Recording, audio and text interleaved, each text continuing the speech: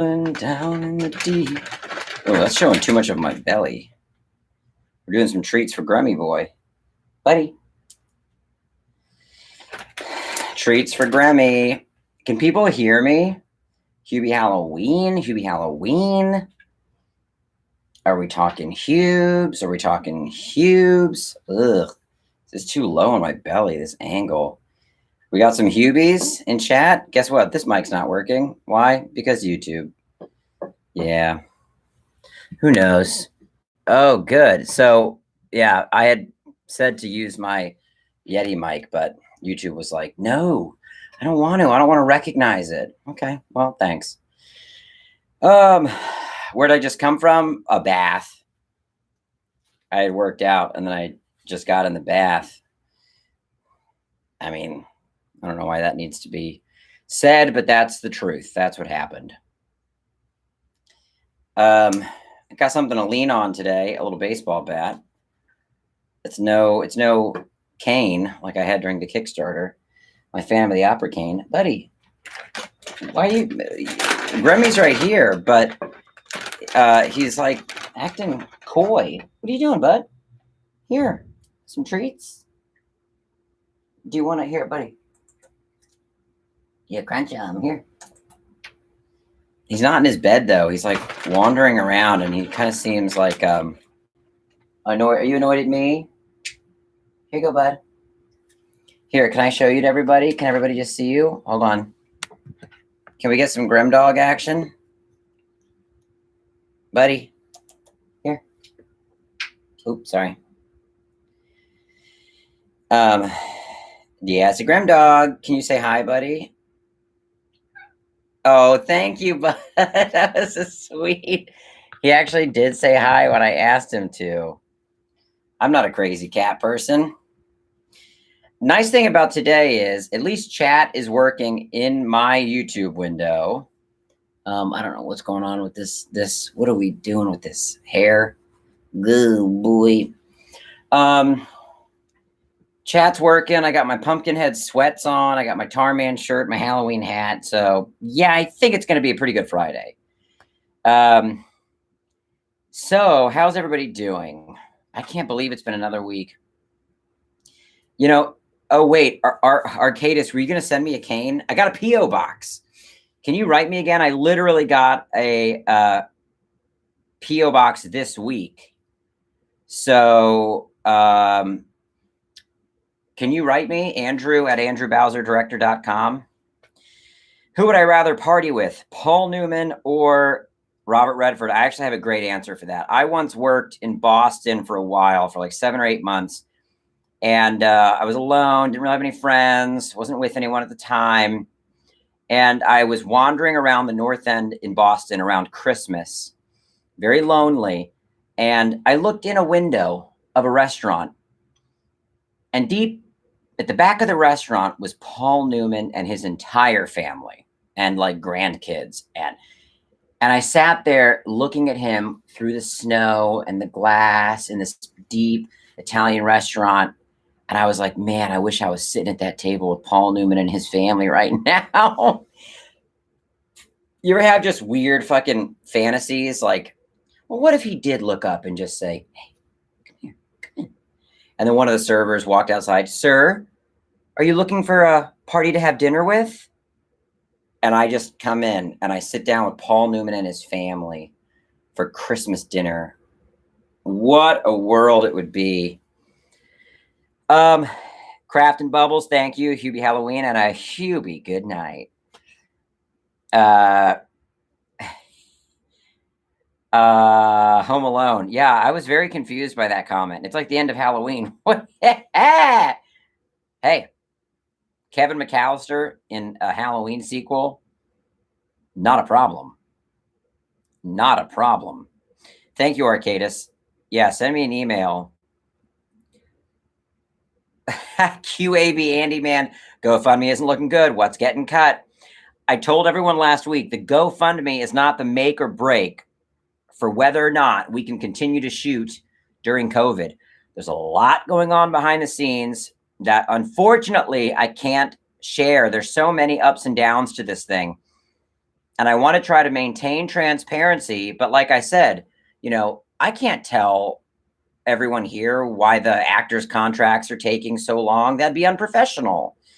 I can tell you the actors' contracts are taking a long time. And I can say that we're getting slowed down on that front more than I expected. But unfortunately, I can't say why. Same for the GoFundMe. I set up the GoFundMe as a casual way for people to continue to support the film that didn't get to back the Kickstarter. And yeah, I haven't promoted it much, and it hasn't gotten much in the way of donations. But that doesn't mean we're not going to be able to cover the overages. I've got a producing team on this. I've got a lawyer. I've got a lot of other people working toward this thing becoming a reality. What I put on the internet isn't the extent of what action is being taken. So just know that. But Ray, yeah, the creature effects.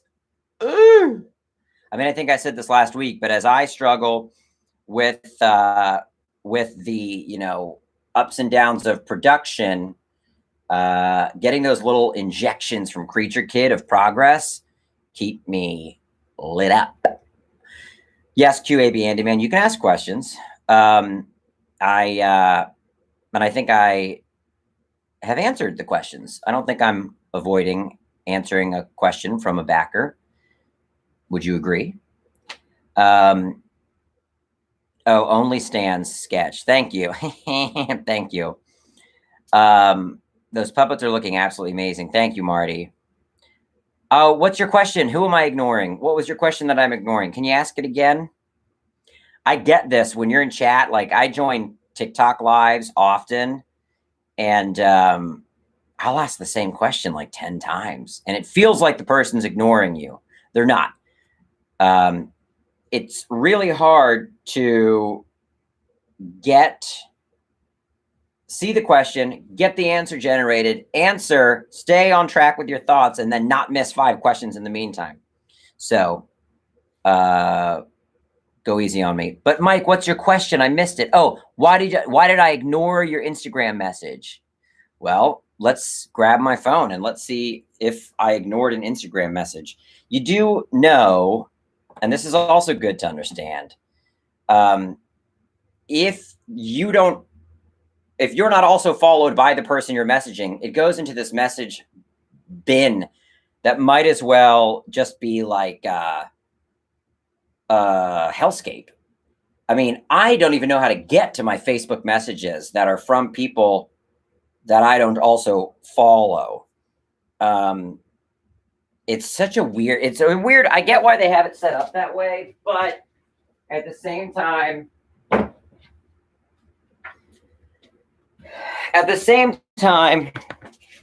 it does make for awkward interactions. And on TikTok, you can't even send messages to somebody that doesn't follow you back. So Mike, what is your name on Instagram? Because I can tell you right now, you're not in my primary inbox. So let's look at message requests. And I'm not even like a big creator, and these things get like stacked. You know what I mean? Because it counts a message as a reaction to one of your stories. That becomes a message. You want to be in the film. Any way you can audition. Well, there's very little roles that we're auditioning for. It's and the thing is, the backers that gave at a certain level are the ones that get to be extras or background actors in the Meat Hut scene. And like, that's it. It's also like, COVID of it all. But are you in Massachusetts? Do you have a headshot? Most instant messages go to a different box. I know, it's wild. But Mike, what's your name on Instagram? I'm still going to look it up. Adam asks, is there any chance we'll get more Vincent Dooley? Yeah, for sure, right? Jeff, are you cut or uncut? What if I said I was cut and uncut? What image would that give you? What would it mean? Could you come up with a visual? Yeah, that's the thing, Mike. It's like, think about it like this. We're not even, the only crew member coming from Los Angeles is the director of photography. That's it. And my producers. But like, everyone else is Massachusetts local. Everyone else. Oh, that's interesting. Men Like Gods. You've been watching the YouTube channel Film Courage. I should check that out. And you were doing everything correctly. Well, that's good to know, because y'all know. Foreskin mohawk. I guess that would be the visual. I guess I did that to myself. Uncircumcised and bifurcated. Yeah. We're talking, it looks like a snake's tongue down there. That's not to body shame anybody with a physical deformity of any kind in the genital region. That was me making a joke about myself. Okay. I'll watch Film Courage. Yeah. It's, I imagine the advice is like, just keep creating stuff. I would have to imagine. I mean, that's the only advice I can ever give is you got to put yourself in a position where you can continue to create. Yeah. And that doesn't always mean you can create. You know, I am lucky with Onyx because he's kind of the thing. I can do an Onyx video like you saw where all I do is yell about the empty man, and it still kind of counts as a sketch because Onyx is there. For me as a producer, I'm like, well, that's a really low budget sketch with nothing to show for production value. You know, it could have been edited, could have put some B-roll in there, dude. Well, I don't have time to cut in B-roll. Okay. So I guess you just upload a sketch with Onyx talking and the empty man poster sits right here, I guess.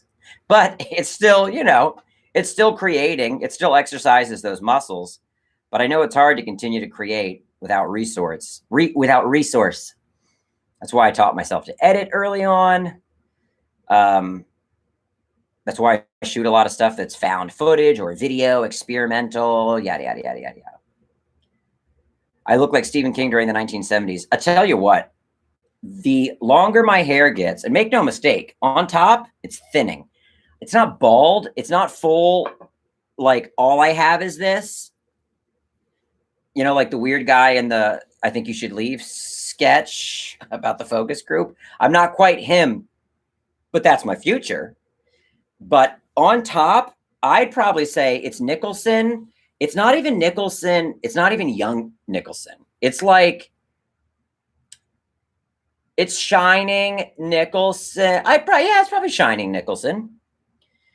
But I'm okay with that if I'm considered a director. You know what I mean? I'm fine with being a balding director who's got a cool feature under his belt and who's headed toward his next feature. But, you know, as a guy making content in his garage, you can feel pretty down on yourself when you're like, well, yeah, I can look like Kubrick, but can I work like Kubrick? Get me out of the garage.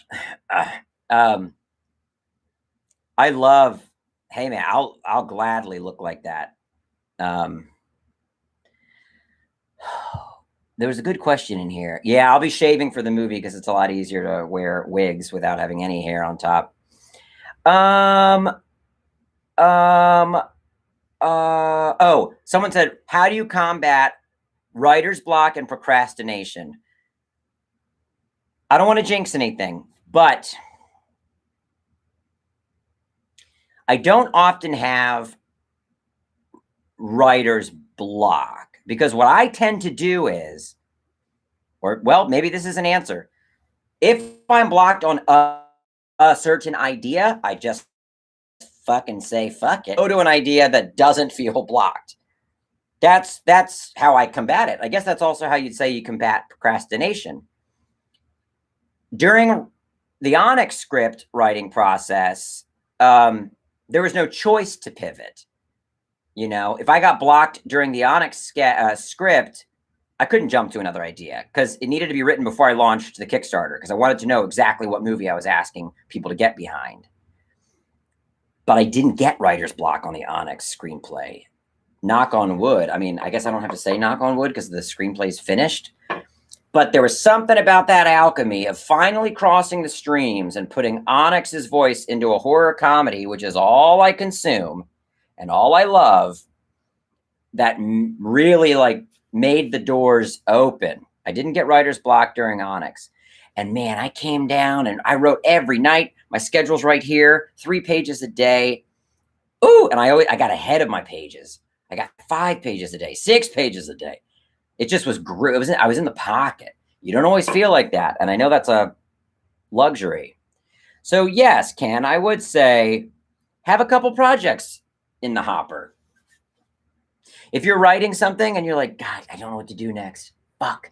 Well, maybe I'll work on that found footage thing I was tiddling with. Dalton, you say, what was I doing for a living before YouTube? I'm still doing the same thing for a living that I've done for the last 10 years. I'm a producer. I don't make a living from YouTube. I don't make a living from TikTok. I am a producer, director for digital companies. You know, I produce stuff for Marvel Digital. If you want to look up the animated show, Long Story Short, I did that. I did a series for Marvel recently called Mech Files. I used to work at a place called Nerdist as their in-house producer, director for scripted comedy. I know, Ryan, you're talking about the vinyl toys. I love that toy so much. I love that toy so much. Right now, the toy will only be available to the backers. You know, we gotta make good on that.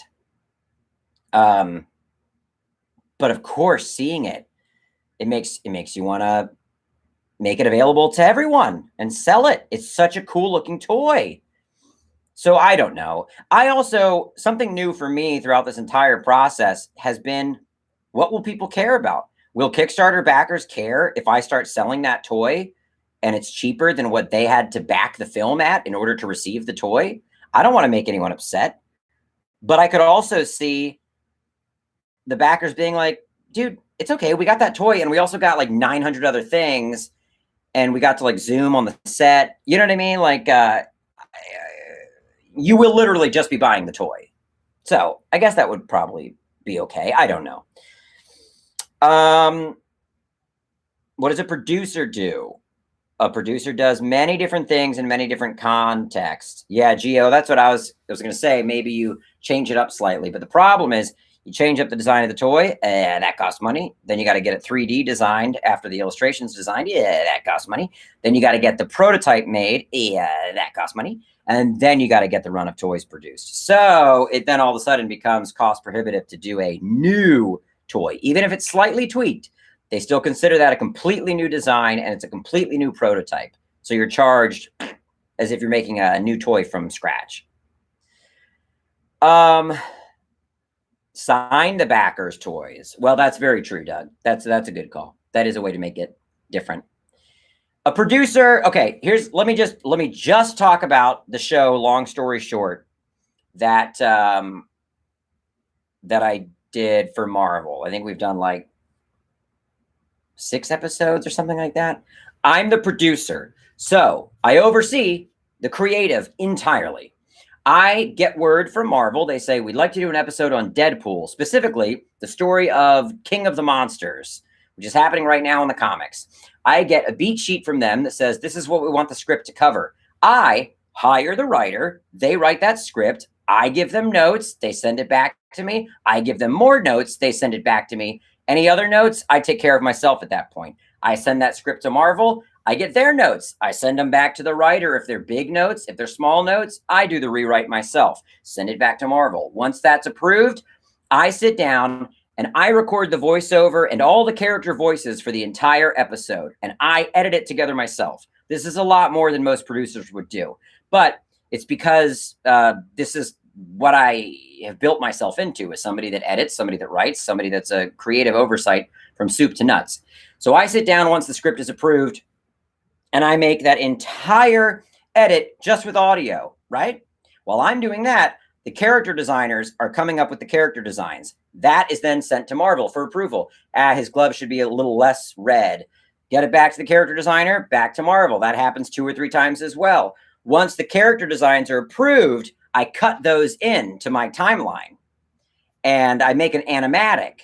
And it basically just has the characters moving like this. Hey, I'm Deadpool. Oh no, here I go. You know, it's really rough keyframe animation. Then that goes to Marvel. And then they give me notes on the timing of it all. There's no animation yet. So it's just, how does that time out to the voiceover? Do things move too fast, too slow, etc.? Once that animatic is approved, I chop it up into scenes and I send scenes to sometimes different animators, or sometimes it's all tackled by the same animator.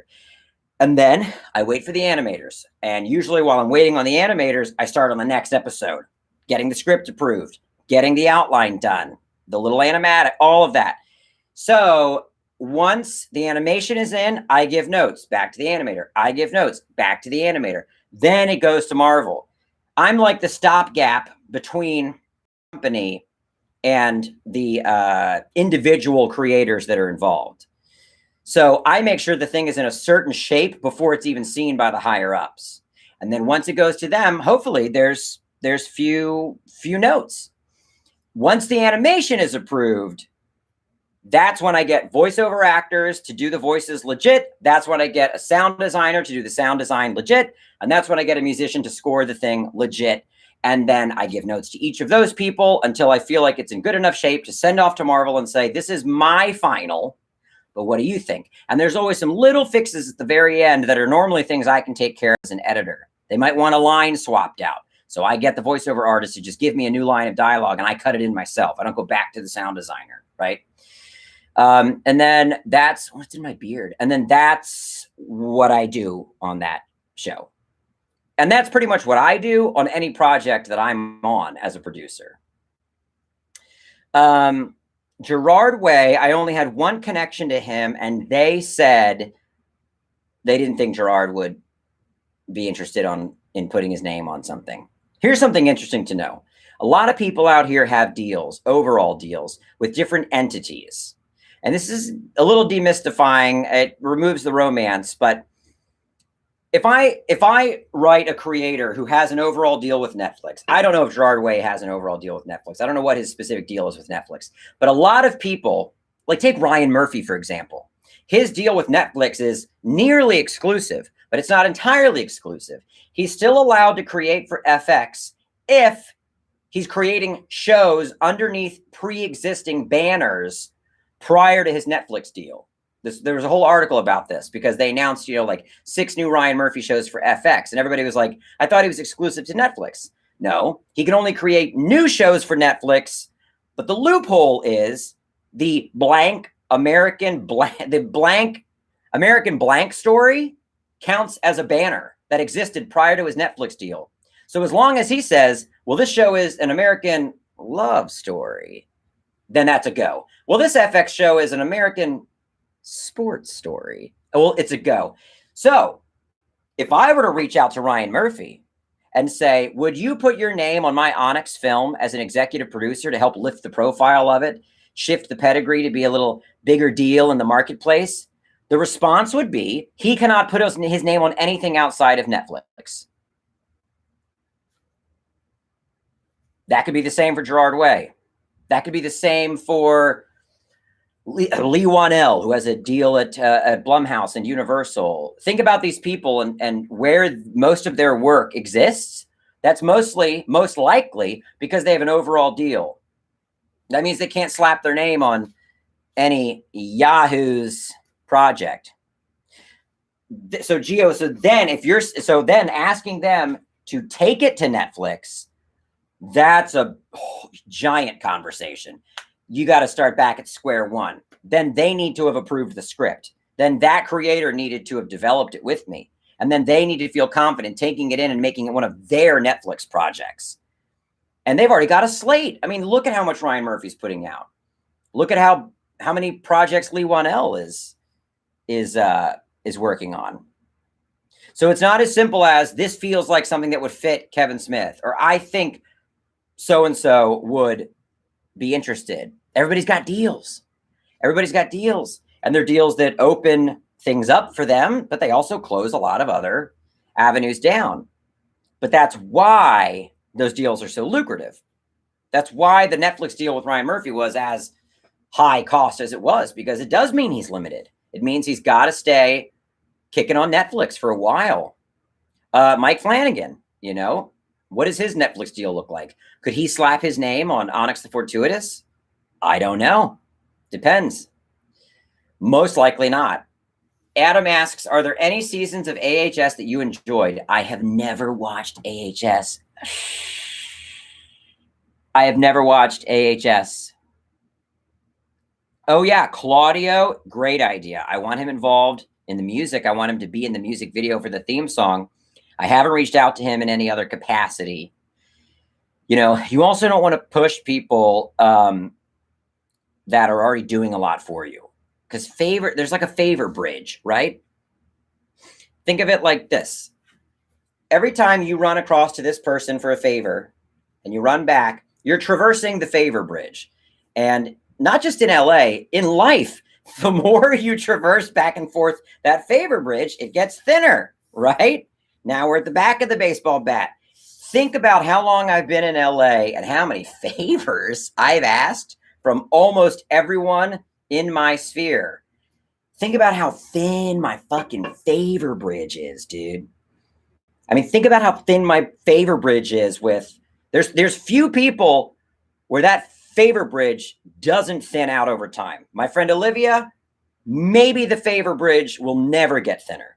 Maybe the favor bridge will always stay thick and sturdy, and the integrity of its structure will never wane. But most people, the favor bridge is like the bridge in Indiana Jones, and it's really easy to cut it, snap it, make all those people fall into the ravine. Haunting of Hill House, I did not like. I don't like Mike Flanagan shows, but that's okay. Yeah, at Full Moon Productions, I just watched a trailer for their new one called Baby Oopsie or something like that. I do wish I could have gotten involved in Full Moon in the early stages, you know. I do think that's a partial problem with even just where I am. I mean, my interests align with stuff like this, and I'm a little out of sync with the zeitgeist, you know. The only thing I've ever done that seems to be kind of zeitgeisty is Onyx. Onyx seems to always come around and always work for new people. There's young people on TikTok that are still responsive to Onyx. That's why I got to cling to him. He's my little life raft. I know you're trying to shy away from film rants on the Untold Hour, but a while back you alluded to your true feelings about the new It.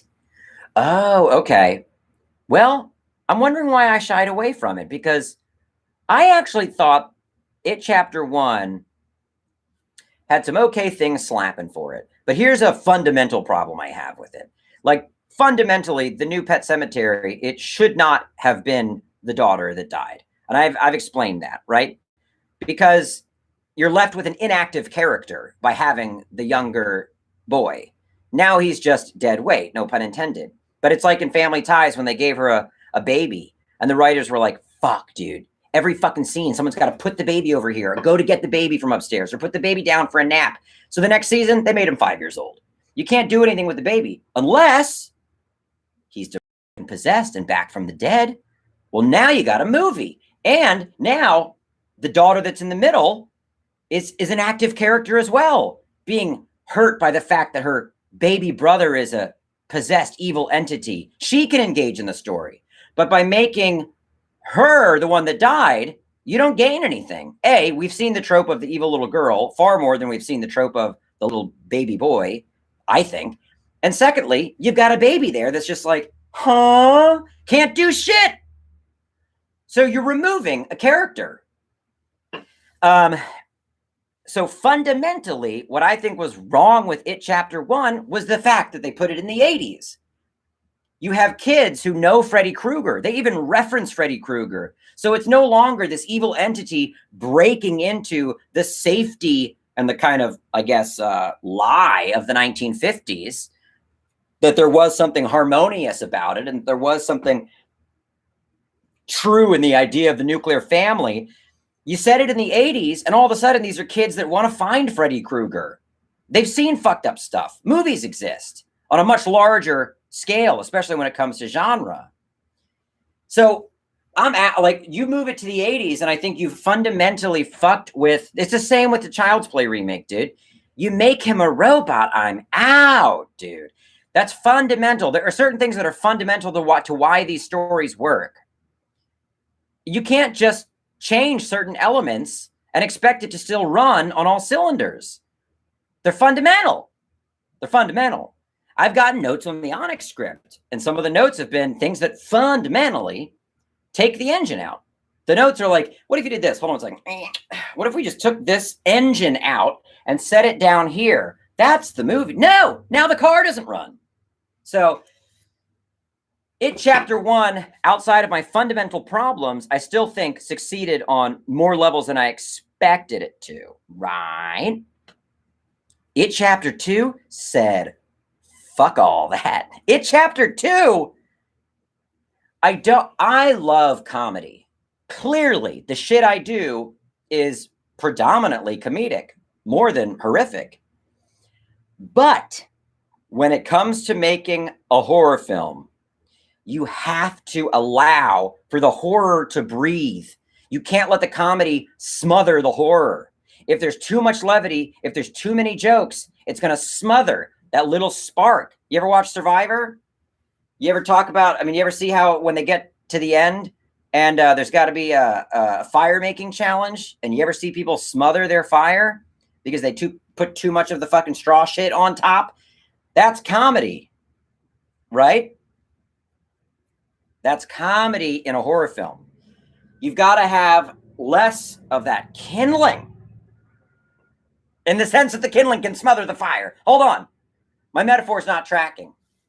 But I think you know what I mean. And in It Chapter 2 and in Us, the comedy, in my opinion, smothers the horror. I never felt scared in Us. The daughter's making jokes. The young daughter's making jokes. Everyone in that movie had jokes. And then Tim Heidecker showed up doing a bit, doing a zombie bit. Everyone was goofing. There was no dread in Us. It was kicked out. It was kicked out.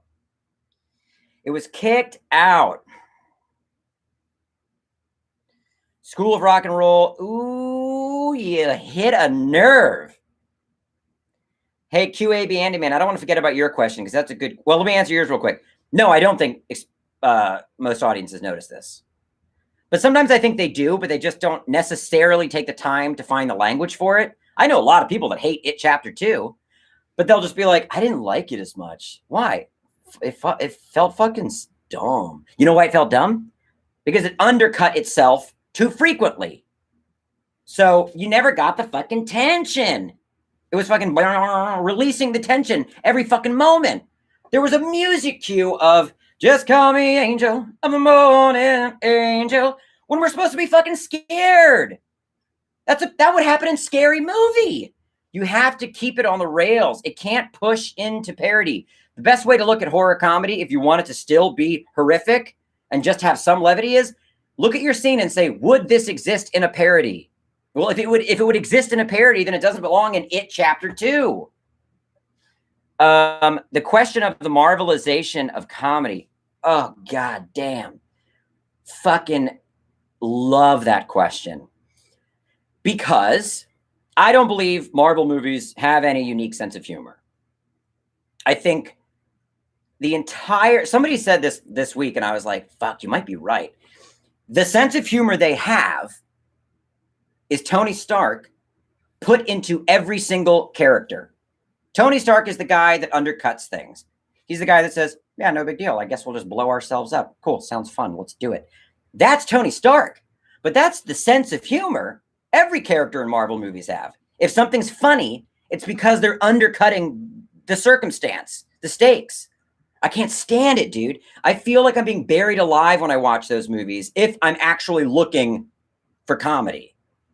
Every fucking joke in Thor is, oh, you're going to throw your hammer? Oh, I'm not really impressed by that. Just undercutting what's supposed to be a big deal. I don't think that's comedy. I don't think that's funny.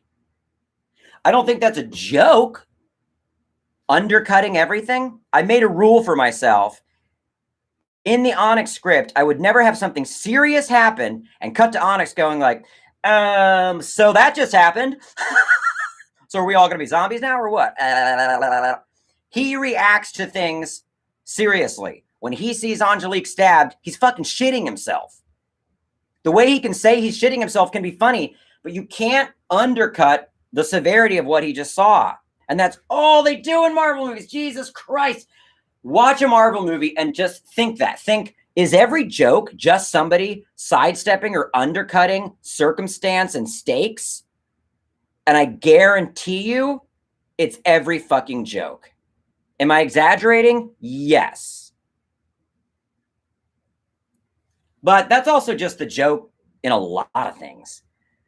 You know, think about the Office, the American one. Don't fucking come for me.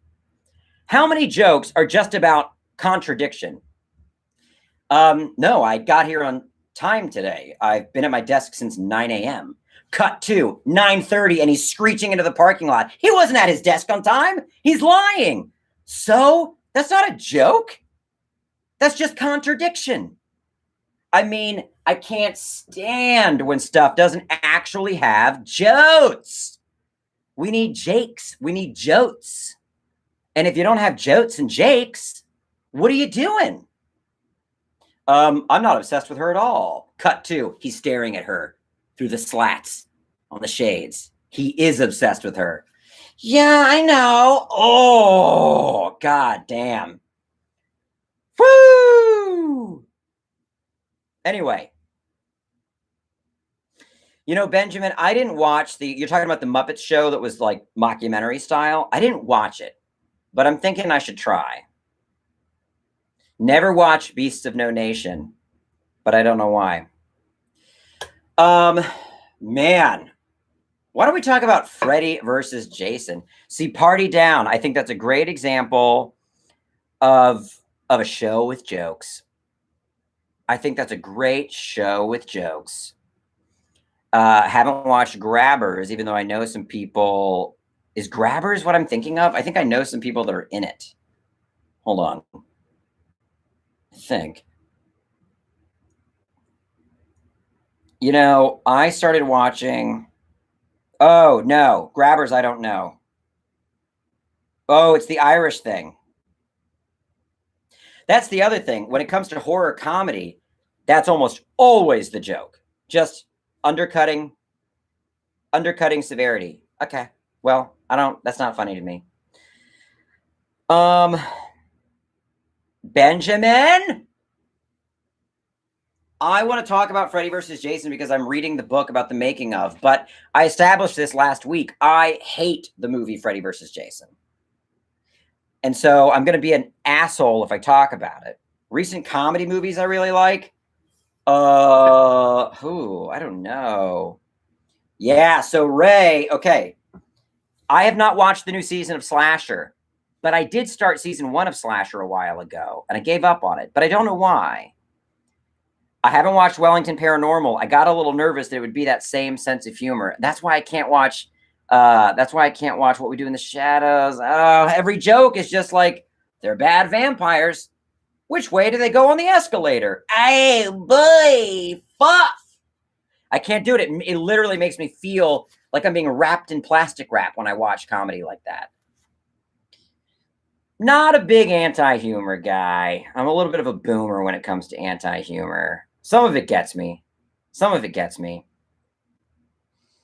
I love Tim Robinson, but I get a little claustrophobic watching his show too.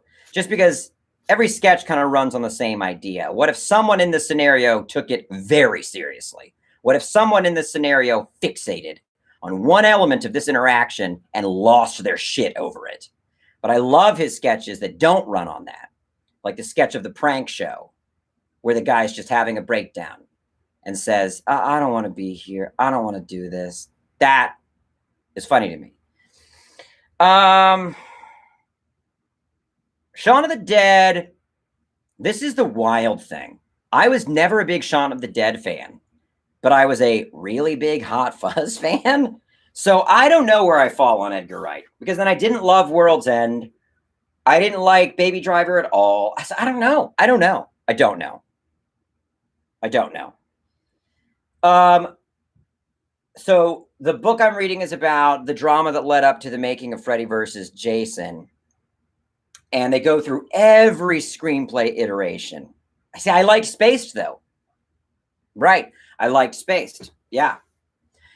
So, Ray, in this book, they cover every script that was written for Freddy versus Jason, but the writer of this book could not find the Peter Jackson draft. So there's this gaping hole in the middle of the book. He just says, I can't find the Jackson draft. Anyway, the next person that was hired to write it was Mark Protasevich. So I don't know what it was. I don't know what his take was. But the author even feels surprised to know that there was a full Jackson draft.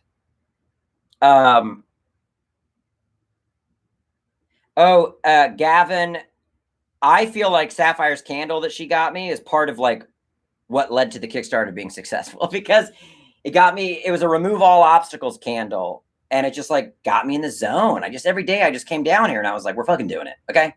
Get the obstacles out of your head, light the fucking candle. We're fucking doing it. Okay. People will show up. Night of the Creeps is one of my all-time favorite movies of all time.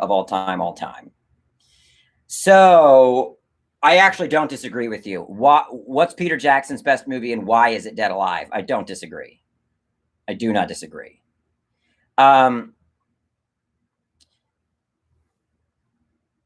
Listening to this book, here's why I don't like Freddy versus Jason. Because listening to the book, you realize there were at least 5 other scripts that were better than what they went with. And I feel like what they went with, it comes down to kind of lowest common denominator, get these guys fighting, who cares how, and it focuses on action more than horror. I know there's a lot of blood in the movie, there's a lot of gore in the movie, but there's no mood, there's no atmosphere, there's not even time for a there's no time for the Nightmare on Elm Street theme. There's no time, because they treated it like SmackDown. And they talk about that. They talk about the fact that the other scripts that came in were too intellectual. They were too mythology based. They were too heady. And I agree, some of them were too heady. And some of them had weird ways of intertwining their backstories. Like Freddy was a camp counselor at Crystal Lake and killed Jason. Some even said Freddy SA'd Jason. And I'm like, okay, hold on, guys. Let's dial it back. But one of the scripts that was tight was done by the writer of The Cell. And Michael DeLuca from New Line was like, Mark, you got to help me out. I need a Freddy versus Jason draft, and I need it now. Do it in a month. And Mark Protasevich was like, okay, I mean, I will. He ripped into this thing, and it's tight. It's about the daughter of a Camp Crystal Lake counselor grown up. And she goes to college and is obsessed with the mythology around urban legends and monsters. And it's a chicken or the egg scenario. Which one came first? Did we create these monsters through our fear, giving them manifested life? Or do they exist, and that's why our fear exists? And there's this great teacher who's like a native Aboriginal Australian who's kind of like the expert. He's like the Mr. Duke of the movie. And he knows all about Freddy Krueger and all about Jason. And it's just it had mythology and it still had badass action. But the fights didn't seem like WWE matchups, which is ultimately what they went for. And they say that. You know, Sean Cunningham's like, at a certain point, I was like, look, it's a wrestling match. It's Vegas, you know? It's the main ticket. That's it. And I think they made a big mistake. I don't know why. None of the drafts included Nancy. None of the drafts included any legacy characters outside of Freddy and Jason. There's no Alice. They don't involve what's his name? Creighton Duke? Is that the guy that hunts Jason?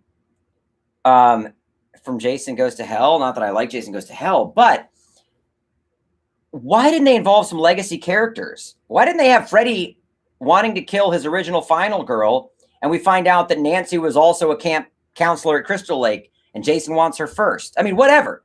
But come up with some way to make them a little enmeshed without it being that Freddy's the one that killed Jason. I think that sucks. I think that sucks. And I have seen Freddy versus Jason hands down full focus 6 or 7 times. And I don't remember a single fucking thing that happens in that movie because it's so tedious. It's just like it opens with a voiceover from Freddy just explaining everything, which I think is lazy. The book says it was ingenious. They're like, he cut right to it. Shannon and Swift cut right to it. They just have Freddy tell you what happened. Well, yeah, that's not Horde. That's what you're not supposed to do. And I will say that Freddy vs. Jason is worse than Jason X because guess what? I rewatched Jason X last night. And Takes Manhattan? I mean, I'll defend that till the day I die. I know it's horrible. But the difference is they still have a vibe. Freddy vs. Jason reeks of that early 2000s, like Axe body spray, SmackDown vibe. It's got horrible vibes. If you're sitting in every Nightmare on Elm Street, including New Nightmare, and then you watch Freddy vs. Jason, you're like, Same for Friday the 13th. My favorite Friday the 13th is part 1 and part 3. And they don't care about the kills. They fold a guy in half in a bed. They cut a guy in half and it's a dummy. They don't care about the kills in Freddy vs. Jason. And they misused their CG fucking rampantly. In the book, the guy says, you know what's interesting? They keep Freddy scary. How? Because even when he turns into a weed-smoking centipede, it's still played straight. Hey, guess what? You can't play a weed-smoking centipede straight, my guy. At that point, you fucked up. And also, it was early 2000s CG. So no, it doesn't work. And no, it's not convincing on any level. That worm fucking slides into camp by existing. They say, well, they actually avoided camp. No, they didn't. Remember the worm? Remember the CG shadow at the top? Anyway, the fiery dock scene I like. I like the back half of the final fight. The first half of the final fight, the action was like, why would these guys know how to fight that way? You know what I mean? Like, it wasn't brutal enough. It reeked of that, finessed choreography from a different brand of action movie. But the back half of it, I think it kind of slaps. But here's the other thing. Sean Cunningham had the idea at one point, or maybe it was DeLuca from New Line, to release 2 versions of the movie, one where Freddy died and one where Jason died, right? And then he said, no, we can't do that because everything will build toward that ending. You can't just swap out the ending. Everything is building towards one of them winning. If you take out that person winning, the rest of the movie falls apart. So what did they do instead? They just gave you 3 endings in the movie. Hey, guess what? Jason's dead. No, Jason's back up out of the water with Freddy's arm. Freddy's dead. No, they're both dead. No, Jason stands up holding Freddy's head. He's dead. No, Freddy winks at the camera. So why is that any better than just making 2 different fucking versions and putting them in theaters? Just have a confused ending within itself? Doesn't make any sense. What do you think, Grammy boy? Oh my gosh. He's gone to fully to the other side. He's over now. He doesn't even want to be over here. Can I yell about Freddy versus Jason some more? Oh my gosh. It's a caterpillar. I know. I agree with you that Jason X and Jason Goes to Hell spend way too much time without Jason on screen. And the writer of Jason Goes to Hell is like, I thought fans would love it. Because then when he does come back, it's like, fuck yeah, there's Jason. No. Why would we? What? Why would we want to sit through an entire movie of random people getting possessed by the spirit of Jason Voorhees to get him once, dude? To get him once, dude?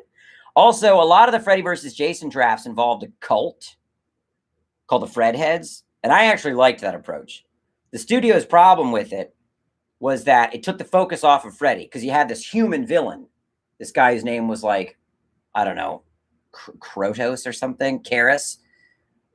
I don't know. And they said it took the focus off of Freddy. Well, okay, so just write it to where the cult leader is not as big of a deal as Freddy.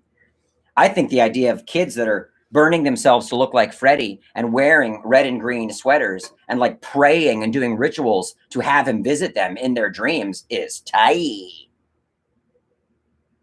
Yes, Zebo the Clown. I love Are You Afraid of the Dark? I did not like the reboot, but I'm also not a child anymore, so I guess I'm not allowed to have an opinion. But you want to know a secret, KE? I wrote a pitch for a Wishmaster revival. Come on, dude. You want to know the real Hollywood tea? And when I say Hollywood, I mean the tea from someone who has no agent and never pitched this in an official capacity. But I happen to know somebody who is related to Divoff, Andrew Divoff, right? Wishmaster. He plays the Djinn. And Andrew has said at horror conventions that he'd love to play the Wishmaster again because he didn't play it in Wishmaster 4, I think. I'm right? I don't know. You tell me. So I came up with a pitch, and I wrote Andrew Divoff's manager, and guess what? They didn't care. Yeah. But I tell you, it was a good pitch. There's a million ways to bring that shit back. Also, David Goyer is interviewed because he did a pass or a cleanup on Freddy versus Jason. And he said, you know what? By the time you get to blank versus blank, Freddy versus Jason, Batman versus Superman, you're out of ideas. No, you're not. Fuck that. I could write a better Freddy versus Jason script in a month. People already did. And it ripped. Just because two characters are facing down against each other, why does that mean intrinsically it's going to be bad? Why isn't that fucking tighter? Shouldn't it be tighter? He said it was because they naturally go against their own world. The world where Freddy exists is not the world where Jason exists. The fuck? You could argue they both exist in the real world. It's just that Freddy has powers in the dream world. He's still killing people in the real world. And also, out of all their fucking hemming and hawing over how to make Freddy versus Jason work, why is Jason dreaming in the beginning? Can anyone answer me that? The movie opens with Jason's dream. He's in hell. Why is he dreaming? Can anyone answer that? Maybe I missed something out of my 6 times watching it. Why is Jason asleep and dreaming in hell? And you had writers that like broke down the mythology and found a reason for them to both exist and both come back in really organic ways that still felt tethered to the rest of the movies and the rest of the franchises.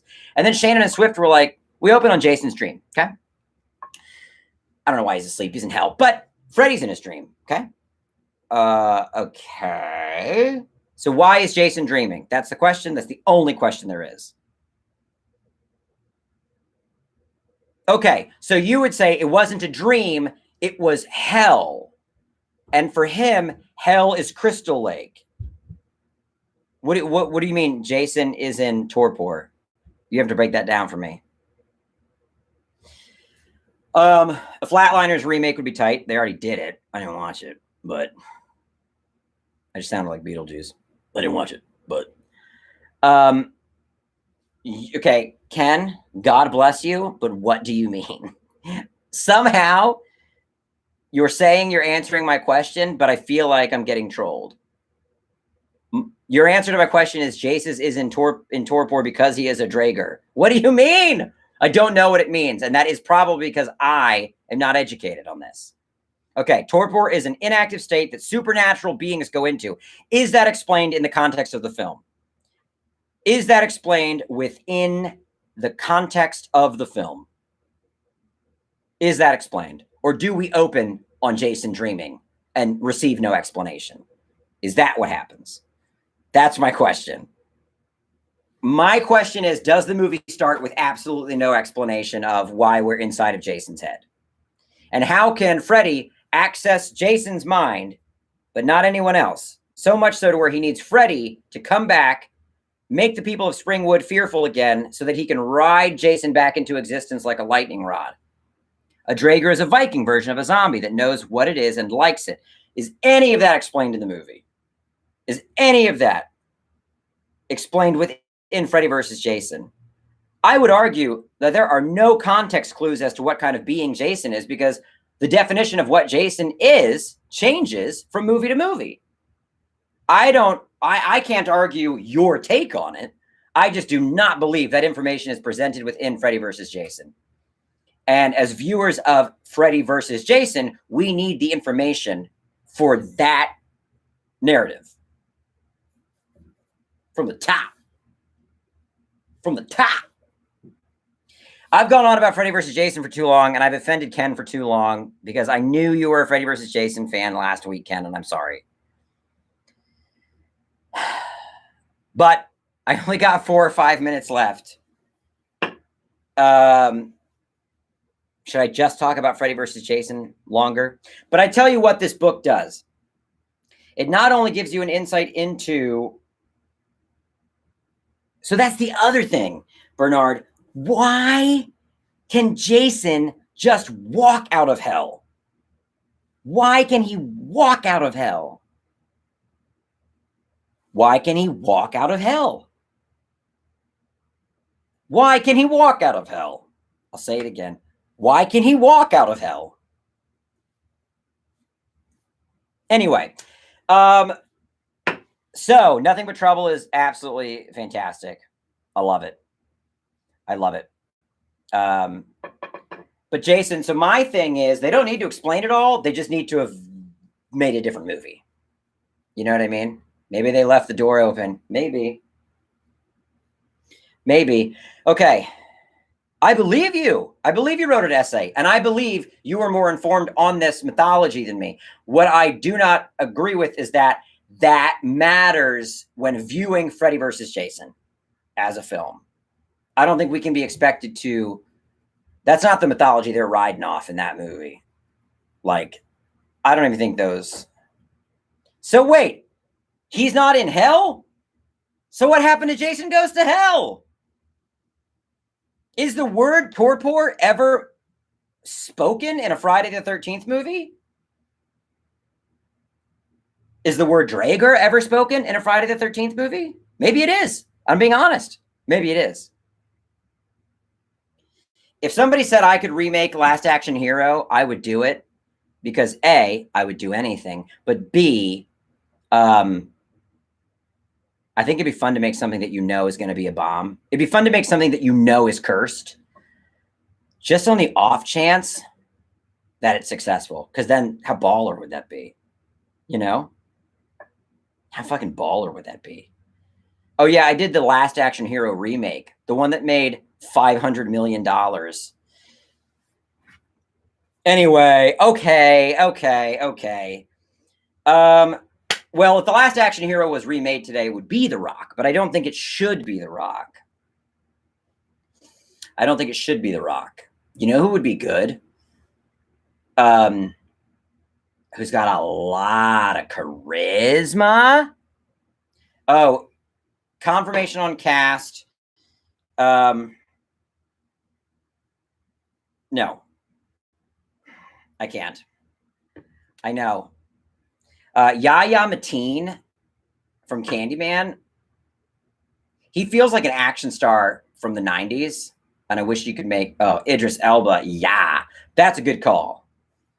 Idris Elba, Last Action Hero, would slap. I cannot talk about cast yet. I wish I could. Every week I wish I could. Every week I wish I could. But I can't. Contracts are not signed. We do not have the deal memos in place. I am hoping soon. It has to be soon because next Wednesday, we are 2 months out. 2 months out. Ken, I would love to read your essay. I really would. I really would. And I'm not being facetious. All right, everybody. I mean, I had a fun stream. I feel like I didn't talk about the movie much other than that we're moving and grooving, but cast is not locked down. Still aiming to shoot starting October 25th. And next week, the going is going to have to get tough. Next week, the going is going to have to get tough, whatever the fuck that means, because we're going to be 2 months out. 2 months out. Please don't go. Please don't go. I love you so. I love you so. All right. Thank you, everybody. I'm sorry I don't like Freddy versus Jason.